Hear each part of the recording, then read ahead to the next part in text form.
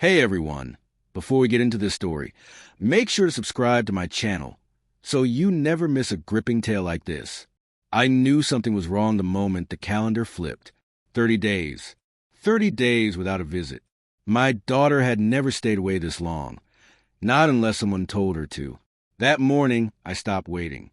I grabbed the spare key she'd forgotten I still had, slipped it into my pocket, and drove to her house with a calm that felt almost unnatural.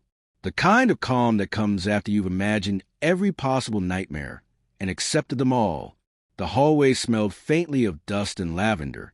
From the attic, a soft scraping echoed down. I felt it in my bones. Something wasn't right. But to understand why I climbed that ladder with my heart clenched, you need to know how this started. Long before the rescuers forced the attic door open, long before we saw what made them collapse, Daniel, her stepfather, entered our lives. She was 9. He was gentle, polished, financially secure, the kind of man my ex-wife insisted we needed. I tried to trust him. My daughter liked him. For a while, I convinced myself that we were building a quiet, blended peace. But love blinds you. Trust can cripple you. I ignored every sign that he was slowly turning her against me. It started with subtle remarks. Your dad's too busy. He forgets things. Let's handle this. Then patterns formed. Her replies grew shorter. Visits became rare. Her voice quieter, as if someone had coached her to stay silent. I pushed down my anger, telling myself she was just growing up, busy, distracted. Then came the message. A month before that attic morning, a single text. Dad, I'm sorry. I need some space. I called. No answer. I stopped by. No one opened the door. But Daniel's car was always there. Always. So I waited. I watched. And that's when I saw her silhouette in the living room, sitting unmoving, talking to someone I couldn't see. Something inside me snapped. Not loudly, but with absolute clarity. She didn't need space. She needed help. I was done trusting the man who taught her to hide secrets. I didn't storm in. I didn't confront him. I played his game, but better. First, I called the police anonymously, reporting strange noises at the house. Then I requested a welfare check.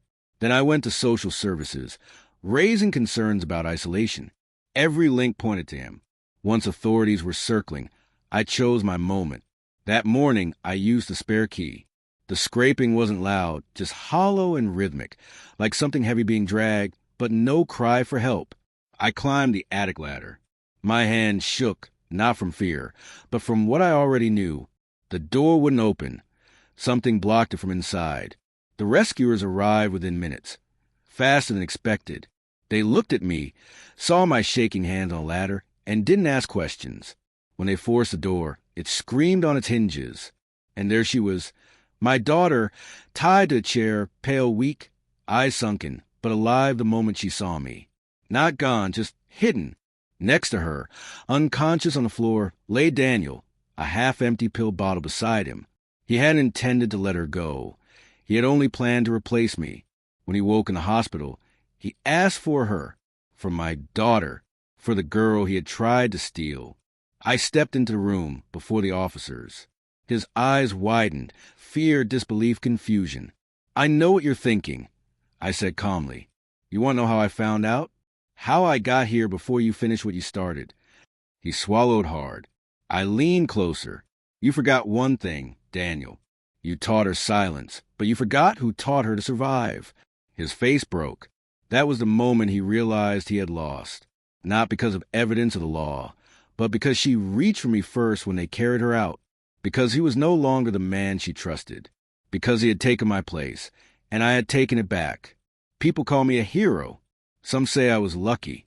Others think I had a sixth sense. The truth is simple. When someone tries to take your place in your child's life, you feel it like a missing heartbeat. And when someone threatens that child, you don't break. You sharpen. My daughter is safe now, healing. I sit beside her as she rests her head on my shoulder, a small, quiet trust she hasn't offered in years. I'm not proud of the calmness in my revenge, but I am satisfied. Silence didn't save her. I did.